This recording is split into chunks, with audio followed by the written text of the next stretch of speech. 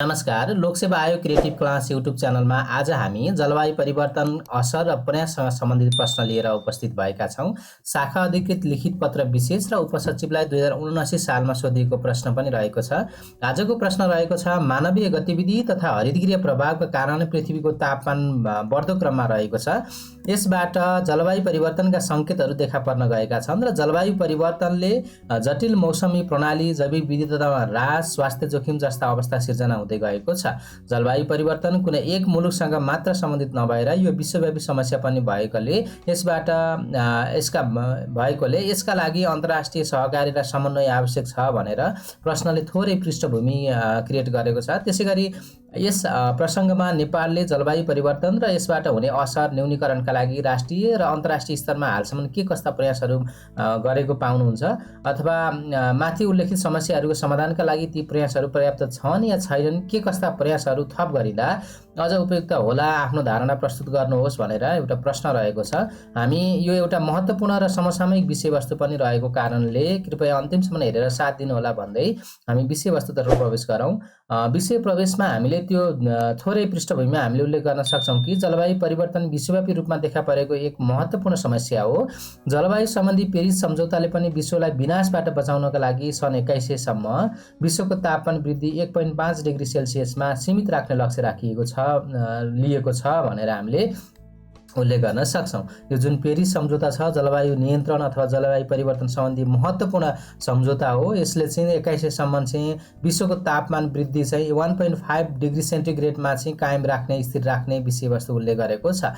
विकसित देशहरूले जलवायु परिवर्तन कोष खडा गरी विकासशील देशलाई नवीकरणीय ऊर्जा प्रयोग गरे बापत कार्बन व्यापारका रूपमा अनुदान दिँदै आएका छन्। अब नेपालको सन्दर्भमा विक्रमसम्म 2065 देखि जलवायु परिवर्तनलाई सम्बोधन गर्न विभिन्न नीतिगत, कानुनी र व्यवस्थापकीय सुधारको अभियान सुरु गरिएको छ भनेर हामीले थोरै पृष्ठभूमिमा उल्लेख गर्न सक्छौँ। यसमा हामीले थप के पनि गर्न सक्छौँ भने जलवायु परिवर्तन र विश्वव्यापी तापमान वृद्धिमा नेपालको योगदान निकै कम भए तापनि चीन र भारत बीचको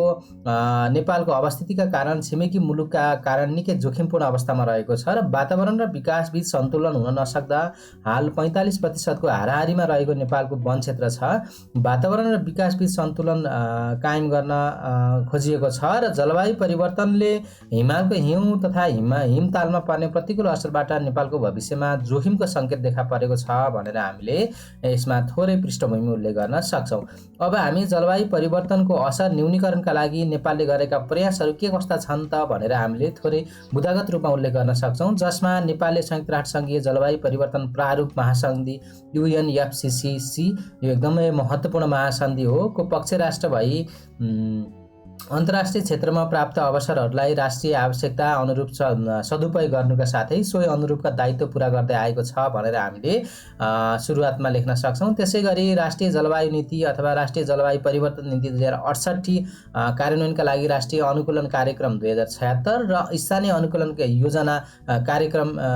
स्थानीय अनुकूलन योजना 2078 अनुरूप स्थानीय स्तरमा जलवायु परिवर्तन अनुकूलनका कार्यक्रमहरू सञ्चालन गर्दै आएको छ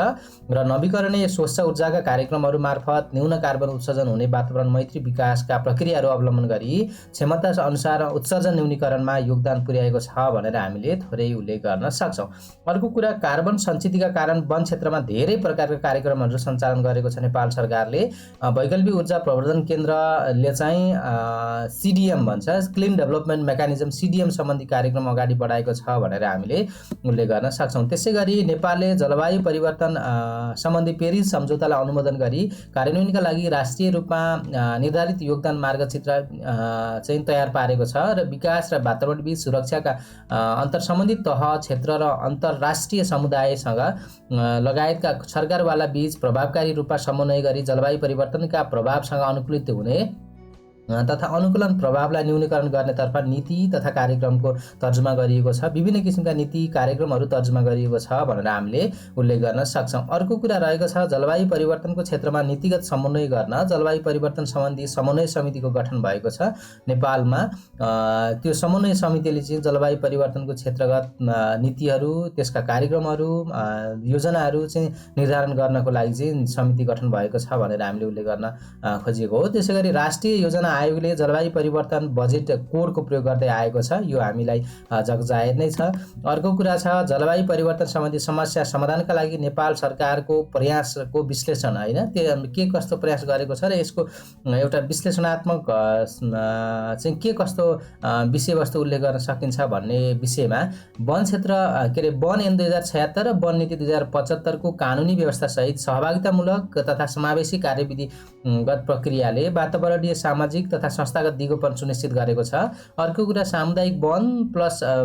वन र रेड प्लस कार्यान्वयन नेपालको जलवायु परिवर्तन नीति, राष्ट्रिय अनुकूलन योजना जस्ता पहलले जलवायु परिवर्तनमा नेपालको वन क्षेत्रको भूमिका राम्रोसँग उजागर गरिदिएको छ भनेर हामीले उल्लेख गर्न सक्छौँ भने वन क्षेत्रको रणनीति 2016 ले नेपालले कुल क्षेत्रफलको 45% भूभाग वन क्षेत्रको रूपमा व्यवस्थित गर्दै दिगो वन व्यवस्थापन मार्फत वन क्षेत्रको उत्पादन तथा उत्पादकता बढाउने र वन विनाश तथा क्षयीकरणका कारक तत्त्वलाई सम्बोधन गर्दै सब नेसनल स्तरमा चाहिँ रेड प्लस कार्यान्वयन मार्फत सन् 2020 सम्म 40 मिलियन टन कार्बन डाइअक्साइड उत्सर्जन घटाउने लक्ष्य लिएको थियो भनेर पनि उल्लेख गर्न सकिन्छ। नेपालको राष्ट्रिय प्रतिबद्ध योगदान प्रतिवेदनमा उल्लेखित लक्ष्यले जलवायु परिवर्तन नियन्त्रण र वन क्षेत्रको संरक्षणमा जोड दिएको छ भनेर हामीले उल्लेख गर्न सक्छौँ। अब अर्को कुरा रहेको छ हरितगृह ग्यास उत्सर्जन न्यूनीकरण, जलवायु परिवर्तन अनुकूलन मार्फत समुदायको सङ्कटासन्नता न्यूनीकरण होइन, रिड्युसिङ भल्नरेबिलिटी भनेर भनिन्छ, न्यूनीकरण तथा समुदायको अनुकूलन क्षमता अभिवृद्धि जस्ता कार्यलाई जलवायु परिवर्तनका लागि नेपालको राष्ट्रिय प्रतिबद्ध योगदानले बृहत रूपमा समेटेको छ भनेर उल्लेख गर्न सक्छौँ भने नेपालले सन् 1994 जलवायु परिवर्तन सम्बन्धी संयुक्त राष्ट्रसङ्घीय संरचना महासन्धि UNFCCC को पक्ष राष्ट्र भएदेखि नै जलवायु परिवर्तन व्यवस्थापन सम्बन्ध कार्य गर्दै आएको छ भनेर हामीले उल्लेख गर्न सकिन्छ। अब समस्या समाधानका लागि अपनाउनु पर्ने थप सुधारहरू अथवा उपायहरू भनेर हामीले उल्लेख गर्न सक्छौँ, जसमा जलवायु परिवर्तनमा उल्लेखनीय कार्य गर्ने संस्था वा व्यक्तिलाई सम्मान गर्न राष्ट्रिय जलवायु परिवर्तन पुरस्कारको स्थापना गरी वार्षिक रूपमा पुरस्कृत गर्ने व्यवस्था गर्ने, त्यसैगरी जलवायु परिवर्तनबाट प्रभावित तथा सम्भाव्य जोखिममा रहेका जनसङ्ख्या तथा क्षेत्रको पहिचान गरी राष्ट्रिय अनुकूलन कार्यक्रम निर्दिष्ट गरी त्यस्ता कार्यहरू चाहिँ कार्यान्वयन गर्ने लगायतका व्यवस्थाहरू उल्लेख गर्न सकिन्छ। त्यसैगरी हिमनदी तथा हिमतालहरूको अद्यावधिक अवस्था अध्ययन गरी जोखिमपूर्ण अवस्थामा रहेका प्रतिकूलन प्रभाव न्यूनीकरणका उपायहरू अवलम्बन गर्ने र जलवायु परिवर्तन सिर्जित जल उत्पन्न प्रकोप एवं जोखिमको पूर्वानुमान गर्दै सूचना दिन तथा रोकथामका उपायहरूको अवलम्बन गर्न, आवश्यक संयन्त्रको विकास तथा कार्यान्वयन गरी तिनको नियमित निरीक्षण तथा कार्यक्षमता सुदृढ गर्ने, जलवायु परिवर्तन, मरुभूमिकरण र जैविक विविधता सम्बन्धी महासन्धिहरूको उद्देश्य तथा प्रावधानलाई ध्यानमा राखी एकीकृत कार्यक्रमको तर्जुमा तथा कार्यान्वयन गराउने जस्ता विषयवस्तुहरू उल्लेख गर्न सक्छौँ। अर्को कुरा रहेको छ जलवायु परिवर्तनको कारण अन्तर्राष्ट्रिय सीमा वारपारमा परेका असर र पर्न सक्ने प्रभावबाट सिर्जित जोखिम न्यूनीकरण गर्न तथा अनुकूलित हुन द्विपक्षीय वा बहुपक्षीय सहयोगको विकास तथा विस्तार गर्ने र दिगो आर्थिक सामाजिक वृद्धिका लागि न्यून कार्बन उत्सर्जन तथा जलवायु अनुकूलन विकास पथ अवलम्बन गर्ने जस्ता विषयवस्तुहरू उल्लेख गर्न सक्छौँ। यसमा हामीले थप आर्थिक सामाजिक विकासलाई जलवायु मैत्री एवं समयानुकूल बनाउन आवश्यक रणनीति निर्देशिका तथा कार्यविधिको तर्जुमा तथा कार्यान्वयन गर्ने, वन क्षेत्रको वैज्ञानिक व्यवस्थापन, भूउपयोग योजनाको तर्जुमा तथा कार्यान्वयन एवं वन विनाश रोक्दै कार्बन सञ्चितीकरणको दायरा बढाउने जस्ता विषयवस्तुहरू हामीले यसमा सुझावको रूपमा उल्लेख गर्न सक्छौँ भने विद्युतीय ऊर्जामा आधारित यातायात तथा उद्योगको विकास र प्रवर्धन गर्ने र जलवायु परिवर्तनका सवाललाई सम्बोधन गर्न सार्वजनिक तथा निजी आन्तरिक एवं बाह्य आर्थिक स्रोत जुटाई जलवायु परिवर्तन कोषको स्थापना गर्ने जस्ता विषयवस्तुहरू उल्लेख गर्न सक्छौँ। अर्को छ जलवायु परिवर्तनका कारण खाद्यान्नमा परेका असरहरू, त्यसैगरी प्रजाति व्यवस्थापनमा अथवा प्रजाति विविधतामा परेका असरहरू, पर्यावरणीय तथा स्वास्थ्यमा पर्ने सम्भावित खतराबाट बच्न निरोधात्मक क्षमता अभिवृद्धि गर्ने अथवा त्यसको चाहिँ एडप्टेसन, इन्भाइरोमेन्टल चेन्ज एडप्टेसन जस्ता चाहिँ रणनीतिहरू डेभलप गर्ने जस्ता विषयवस्तुहरू हामीले यसमा थप गरेर उल्लेख गर्न सक्छौँ। अर्को छ जलवायु परिवर्तनका कारण उपलब्ध प्राविधिक तथा आर्थिक स्रोतमा पहुँच बढाउन दक्ष जनशक्तिको विकास तथा परिचालन गर्ने जस्ता विषयवस्तुहरू हामीले यसमा उल्लेख गर्न सक्छौँ। अब हामीले यसको सार संक्षेपमा अथवा निष्कर्षमा के उल्लेख गर्न सक्छौँ भने जलवायु परिवर्तनमा नेपालको भूमिका नगण्य भए पनि जलवायु परिवर्तनको अत्याधिक प्रभावित र जोखिमपूर्ण राष्ट्रको सूचीमा रहनु र समस्या सम्बोधनका लागि समग्र संस्थागत क्षमताको कमी, आवश्यक वातावरण वित्त प्रविधि ज्ञानको कमी रहनु हाम्रा प्रमुख समस्या हुन् भनेर थोरै हामीले यहाँ ब्याकग्राउन्डमा समस्या अथवा यहाँको रियालिटी के छ त्यसलाई उल्लेख गर्न सक्छौँ। त्यसैगरी यी समस्यासँगै यस क्षेत्रमा द्विपक्षीय तथा बहुपक्षीय सहयोग र सहकार्य प्राप्त गर्न सकिने कार्बन व्यापारमा भाग लिन क्षेत्रीय तथा अन्तर्राष्ट्रिय विधि तथा संरचना स्थापित हुनु जस्ता अवसर समेत रहेका छन्। नेपालले यस क्षेत्रमा राष्ट्रिय स्वार्थ र वातावरण मैत्री विकासलाई आत्मसात गरी मर्यादित जीवन र सुरक्षित भविष्यको लागि निरन्तर पहल गर्नुपर्ने देखिन्छ र त्यो पहलको लागि अथवा त्यो जुन सुरक्षित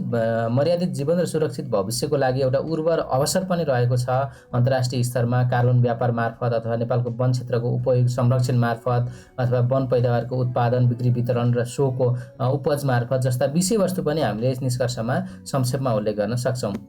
धन्यवाद साथीहरू। आजको भिडियो तपाईलाई के कस्तो लाग्यो सुझाव सल्लाह र प्रतिक्रिया दिन नभुल्नुहोला। आगामी भिडियोमा भेट्ने बाचासहित आजको लागि बिदा हुन चाहन्छौँ। नमस्कार।